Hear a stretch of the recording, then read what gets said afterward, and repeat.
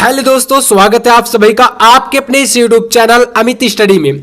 दोस्तों, आज के इस वीडियो में मैं आपको बताने वाला हूं क्लास 10th साइंस के अंतर्गत आपकी पूरी किताब से कुछ ऐसे इंपॉर्टेंट टॉपिक को अगर आप दोस्तों ये टॉपिक को पढ़ लेते हैं तो समझ लीजिए आपके 95 प्लस अंक आने बिल्कुल पक्के हैं। तो चलिए देखते हैं ये कितने टॉपिक हैं आपको। तो आज की इस वीडियो में आपको बताने वाला हूं 25 यानी कि 25 ऐसे इंपॉर्टेंट टॉपिक है जो कि आपकी पूरी बुक से होने वाले हैं। तो इन 25 आपको पूरे के पूरे 25 को अच्छे तरीके से कवर करना है। तो चलिए देखते हैं, आपको चैप्टर वाइज मैं बताता हूं कि आपको पहले चैप्टर से और सेकंड चैप्टर से थर्ड चैप्टर से किस प्रकार से आपको कितने टॉपिक को क्लियर करना है। ठीक है, तो चलिए देखिए चैप्टर नंबर 1 यानी कि जो आपका रासायनिक अभिक्रिया समीकरण है, इसमें आपको सबसे पहले पढ़ना है संतुलित रासायनिक समीकरण क्या होता है और इसको संतुलित करना क्यों आवश्यक है। और दोस्तों मैं आपको बता भी चुका हूं कि देखिए जो आपका समीकरण होता है यानी रिएक्शन जो होती है उसमें आपका जो समीकरण होता है उसको बैलेंस करने से हमें क्या फायदा होता है, इससे हमें क्या जानकारी मिलती है, काफी इंपॉर्टेंट है। और बोर्ड एग्जाम में आपके 10th के अंतर्गत आपका 2 से 3 समीकरण 100% आने वाला है जिसमें आपको बैलेंस करने के लिए दिया रहेगा। ठीक है, तो आपको ये बिल्कुल क्लियर कर लेना। इसके बाद सेकंड है आपका रासायनिक अभिक्रिया के प्रकार, जैसे कि इसमें आपको पढ़ना विस्थापन अभिक्रिया क्या होती है, प्रतिस्थापन यानी कि आपका उष्माक्षेपी हो गया, आयनिक अभिक्रिया, जो भी मतलब जितने प्रकार की जो अभिक्रियाएं होती हैं वह है आपको इसमें तैयार करना है आपके बुक में। मतलब यहां से आपको 3 से 4 अभिक्रिया जो है तैयार करनी है इसके अंतर्गत परिभाषा सहित, और उसमें एक एक एग्जाम्पल लेकर समझाना है। ठीक है, तो काफी इंपॉर्टेंट है। इसके बाद थर्ड है आपका विरंजक चूर्ण बनाने की देखिए हेसेन-क्लेवर विधि। दोस्तों यह एक ऐसी विधि है जो कि दोस्तों बोर्ड एग्जाम में कई बार पूछी जा चुकी है। तो यहां पर आपको हेसेन-क्लेवर विधि को बिल्कुल तैयार कर लेना है। प्लास्टर ऑफ पेरिस भी इसमें आता है, प्लास्टर ऑफ पेरिस के उपयोग आपको तैयार करना है। इसके बाद नेक्स्ट है आपका बेकिंग सोडा एवं धावन सोडा के 3 उपयोग यहां पर आपको पढ़ना है। और आपका 5वां क्वेश्चन है संचारण क्या है। ठीक है, संचारण क्या होता है और शुद्ध कॉपर के निर्माण की विधि यानी कि कॉपर का शुद्धिकरण कैसे किया जाता है, फफोलेदार कॉपर से शुद्ध कॉपर प्राप्त करने की विधि, यह काफी इंपॉर्टेंट है आपके धातु एवं अधातु चैप्टर से। इसके बाद आपको पढ़ना है भार्जन क्या है, निस्तापन क्या है, ये परिभाषाएं छोटी। इसके बाद आपका नेक्स्ट है जो कि काफी इंपॉर्टेंट है वात्या भट्टी। वात्या भट्टी आपको बिल्कुल तैयार कर लेना है। इसका आपका डायग्राम भी आता है तो बोर्ड एग्जाम के लिए, तो आपको इसको बिल्कुल प्रिपेयर कर लेना है।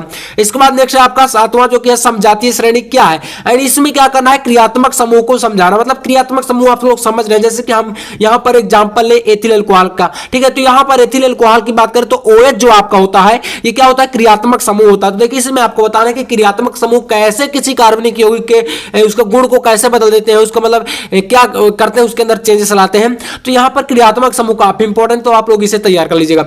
इसके बाद दोस्तों नेक्स्ट है आपका संतृप्त एवं असंतृप्त हाइड्रोकार्बन क्या है, साबुनीकरण क्या है और अपमार्जक। ये एक ऐसे टॉपिक है जो को कार्बनिक यौगिक के अंतर्गत आपको तैयार ही करना है और काफी महत्वपूर्ण। ठीक है, चलिए इसके बाद है आपका संयोजकता एवं परमाणु क्रमांक को समझाइए। संयोजकता जो होती है बैलेंसी, वो है आपका जो है तत्वों को कैसे मतलब प्रेजेंट करती है, और ये भी बताना है कि जो संयोजकता होती है वह कैसे निकालते हैं। यानी लगभग देखिए क्या होता है किसी एलिमेंट की जो संयोजकता होती है वो लगभग दोगुनी होती है उसके परमाणु क्रमांक की।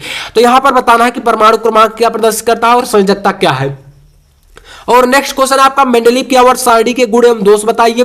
इसमें आपका अगला जो जीव विज्ञान से तैयार करना है, देखिए डायग्राम भी बोर्ड एग्जाम में आता है, तो डायग्राम को कैसे आपको कौन कौन से तैयार करना वह आपको बता देता हूं। यहां पर सबसे पहले तैयार करना मानव पाचन तंत्र का एक चित्र बनाना और उसका फुल मतलब आपको डिटेल्स में बताना पड़ेगा। यहां पर आपको एक और तैयार करना है मानव नेत्र का, और आपका नेफ्रॉन हो गया, मानव श्वसन तंत्र। ये 4 डायग्राम आपको जीव विज्ञान के अंतर्गत आपकी साइंस में पढ़ने ही पढ़ने। ठीक है, 2023 बोर्ड एग्जाम के लिए बहुत ही इंपॉर्टेंट है। इसके बाद नेक्स्ट आपका लैंगिक जनन एवं अलैंगिक जनन का परिवार नियोजन का, ये सब आपके क्वेश्चन। देखिए लैंगिक जनन क्या होता है और अलैंगिक जनन होता क्या होता है, परिवार नियोजन। देखिए इसमें क्या होता है स्थायी विधि है और एक आपकी अस्थायी विधि, 2 विधियां हैं, दोनों को तैयार करना है परिवार नियोजन के अंतर्गत। ठीक है, इसके बाद नेक्स्ट क्वेश्चन है आपका डीएनए और आरएनए में अंतर दीजिए, और यहां पर एड्स क्या होता है। ठीक है, एड्स जो है आपका ये क्या है, और एड्स का कभी कभी फुल फॉर्म भी पूछ लिया जाता है। देखिए इस बार क्या है जो 2023 का बोर्ड एग्जाम होने वाला है, इसमें ऑब्जेक्टिव क्वेश्चन 20 नंबर के लिए आएंगे। तो दोस्तों यहाँ पर ऑब्जेक्टिव में इसका फुल फॉर्म भी आ सकता है, एड्स का क्या है और HIV। तो देखिए एड्स का क्या होता है, एक्वायर्ड इम्यून डिफिशियंसी वायरस, तो यहाँ पर होता है, और HIV का ह्यूमन इम्यून डिफिशियंसी वायरस। तो यहाँ पर इनका फुल फॉर्म आप लोग तैयार कर लीजिएगा दोनों का, और एड्स कैसे ये फैलते हैं ये बीमारी, और HIV जो वायरस है ये कैसे इस बीमारी को फैलाता है। तो यहाँ पर आपको यह बताना है, ठीक है, तैयार करना है। और यहाँ पर नेक्स्ट है लिंग निर्धारण पर टिप्पणी दीजिए और इसका आरेख। तो यहाँ पर X और Y जो गुणसूत्र होते हैं उससे किस प्रकार से लिंग का निर्धारण होता है, इसका आरेख आपको तैयार करना है। नेक्स्ट क्वेश्चन है आपका 15वां नंबर क्वेश्चन, मेंडल के प्रभाविता नियम एवं स्वतंत्र अभ्युहन का नियम। दो नियम है, दोनों को तैयार करना है, दो में से एक आपके बोर्ड एग्जाम में 100% आने वाला। तो चलिए देखते हैं क्वेश्चन नंबर 16 को। तो दोस्तों क्वेश्चन नंबर 16 है आपका गोलीय दर्पण द्वारा प्रतिबिंबों का बनना। देखिए गोलीय दर्पण द्वारा प्रतिबिंब किस प्रकार से बनते हैं, इसके आरेख को आपको तैयार करना है। नेक्स्ट इसी में है आपका गोलीय दर्पण की फोकस दूरी F एवं उसकी वक्रता त्रिज्या जो रेडियस होती है R, इसके बीच संबंध, यानी इसका दोनों का रिलेशन क्या होता है, बराबर R/2। तो इसका एक डेरिवेशन आपको तैयार करना है। इसके बाद नेक्स्ट है आपका अपवर्तन एवं परावर्तन के नियम और लेंस सूत्र का निगमन। देखिए अपवर्तन और परावर्तन दो में से किसी एक का नियम 100% बोर्ड एग्जाम में आने वाला है। इसके बाद है आपका दृष्टि दोष, ठीक है, दृष्टि दोष क्या है, निकट दृष्टि दोष एवं दूर दृष्टि दोष, दो को तैयार करना है। इसका कारण यानी कि फैल कैसे है, जो बीमारी है कैसे आती है, और इसके निवारण यानी इसको दूर करने के उपाय बताने हैं, निवारण, ठीक है। इसके बाद है ओम का नियम, प्रतिरोधों का श्रेणी क्रम समांतर क्रम संयोजन, जो कि आपने सूत्र पढ़ा होगा, श्रेणी क्रम में R बराबर R1 प्लस R2, ये क्या होता है, श्रेणी क्रम के लिए होता है RN करके, जैसे भी जितने जितने प्रतिरोध होंगे उसी प्रकार से जोड़ते जाते हैं। लेकिन समांतर क्रम में क्या होता है, यही आपका चेंज होता है, 1/R बराबर 1/R1 plus 1/R2 plus dot dot मतलब 1/RN, जितने भी आपके प्रतिरोध होंगे। तो इसका दोनों का आपका जो है सूत्र का निगमन करना है। इसके बाद है आपका विद्युत मोटर फ्लेमिंग के बाएं हाथ का नियम और विद्युत जनित, यानी विद्युत मोटर और विद्युत जनित जो है काफी महत्वपूर्ण है, एक दोनों में से एक का आपका लॉन्ग में आने वाला है। दिष्ट धारा क्या होती है, परिभाषा देना है। और इसके बाद नेक्स्ट आपको तैयार करना ऊर्जा के परंपरागत एवं गैर परंपरागत स्रोत और नाभिकीय ऊर्जा के बारे में, ठीक है। इसके बाद नेक्स्ट आपका जीवाश्म ईंधन क्या है, नवीकरणीय एवं अनवीकरणीय ऊर्जा के स्रोतों के बारे में आपको बताना है। तो ये सारे टॉपिक जितने भी आपको बता रहा हूं बिल्कुल तैयार कर लीजिएगा, और इतना अगर आप तो तैयार कर लेते हो समझ लीजिए बोर्ड एग्जाम में आपके 95+ आने बिल्कुल पक्के हैं, ठीक है।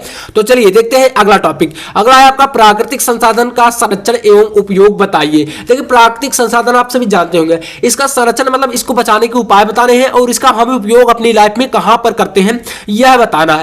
इसके बाद नेक्स्ट आपका 25 यानी कि लास्ट टॉपिक भी है, ठीक है। तो जल संग्रहण क्या है, मतलब जल को इकट्ठा करना क्या है, कैसे इसको इकट्ठा कर सकते हैं, एकत्र कैसे कर सकते हैं, और इससे हमें क्या फायदा होने वाला है। तो यहां पर यह बताना पर्यावरण को, मतलब इससे क्या लाभ हो सकता है। वन आपका हो गया जल, पेट्रोलियम, कोयला, इनके बारे में आपको टिप्पणी देना, ठीक है। कोयला कहां से बनता है, किस प्रकार से निकाला जाता है, और इसका उपयोग क्या है, सब चीजें आपको बताना है। पेट्रोलियम की बात करें, इसी प्रकार से पेट्रोलियम कैसे बनता है, कहां से निकाला जाता है, यह सब बताना, ठीक है। तो ये काफी ज्यादा इंपॉर्टेंट टॉपिक है। 25 ये आपके 25 टॉपिक है, पूरी बुक से है और बहुत ही ज्यादा इंपॉर्टेंट है।